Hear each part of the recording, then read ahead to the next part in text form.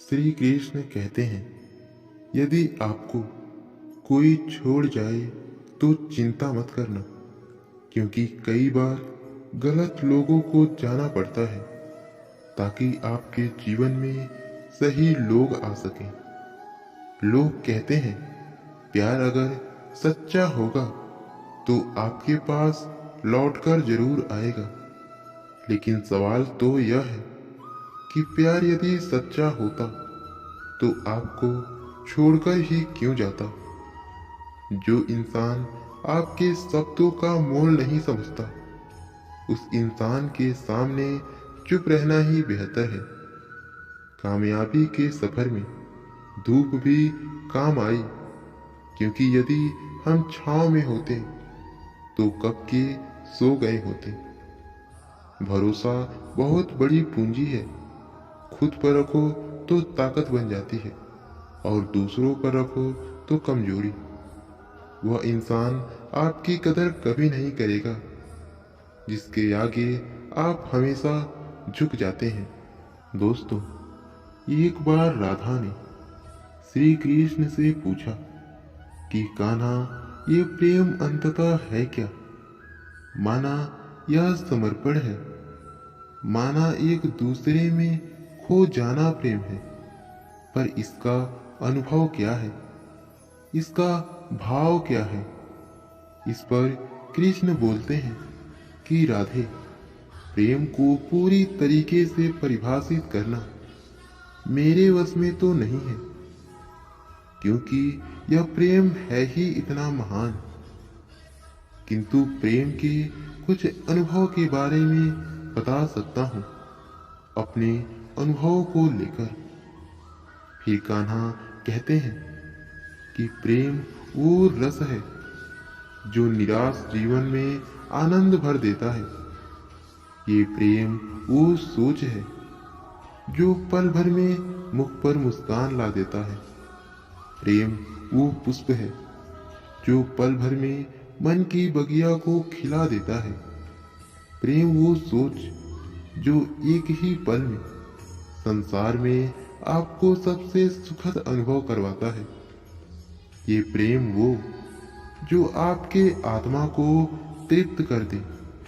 ये प्रेम वो है जो आपके मुख पर मुस्कान ला दे। अद्भुत है यह प्रेम। परंतु मनुष्य में एक विशेषता है, और वो विशेषता है कि वो हर पल यही सोचता है कि वही सब में विशेष है। सदैव सर्वश्रेष्ठ कार्य करना चाहता है, सर्वश्रेष्ठ परिणाम पाना चाहता है। सदैव चाहता है कि हर स्थान में उसे ही यश मिले। किंतु जब बात प्रेम की आती है तो प्रेम वह एक विशेष भाग है जो मनुष्यों से कहीं ज्यादा अधिक होती है। प्रेम में जिस व्यक्ति से आप प्रेम करते हैं, उस व्यक्ति की प्रसन्नता आप सर्वश्रेष्ठ से भी श्रेष्ठ मान लेते हैं।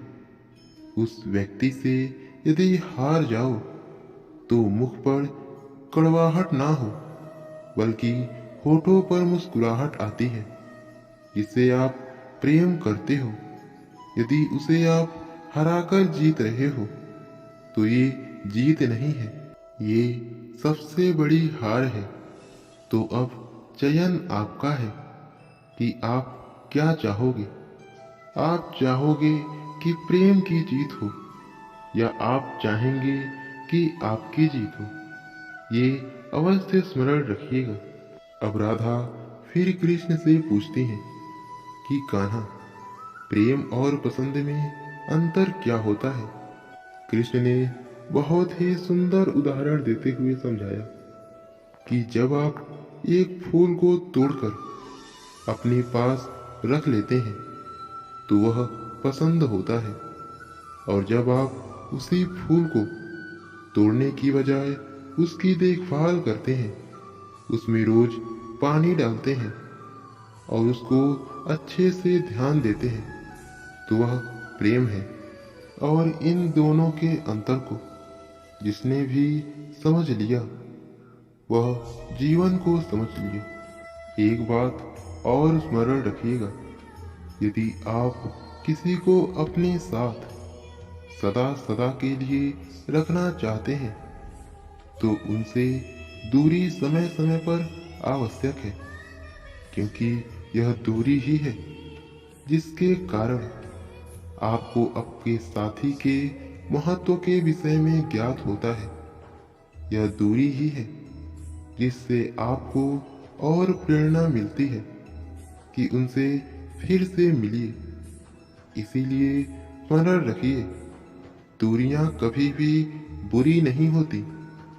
फल से बीज की यह दूरी ही नए फलों के निर्माण का कारण बनती है। प्रेम की असली परख होती है इन दूरियों से, तो दूरियों से भी प्रेम करिए। एक बार एक अत्यंत गरीब महिला जो श्री कृष्ण पर अटूट विश्वास करती थी, उनसे अटूट प्रेम करती थी, अत्यंत ही विकट स्थिति में आ गई। कई दिनों से खाने के लिए पूरे परिवार को कुछ नहीं मिला। फिर उसने एक दिन रेडियो के माध्यम से श्री कृष्ण को अपना संदेश भेजा कि वे उसकी मदद करें।